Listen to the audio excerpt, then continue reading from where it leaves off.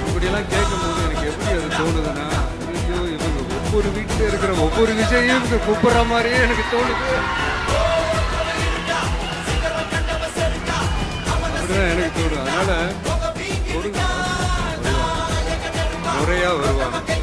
ஓட்டு போடுற அன்னைக்கு ஓட்டர் ஐடியை கையில் எடுத்துக்கிட்டு ஒவ்வொரு வீட்டில் இருக்கிற ஒவ்வொரு விஜயும் ஒவ்வொரு விஜயும் பூத்து பூத்தா காலையிலே வந்து நிப்பாங்க பாருங்க. அன்னைக்கு தெரியும் பாருங்க, ஏண்டா இந்த விஜய கூப்பிட்டோம்.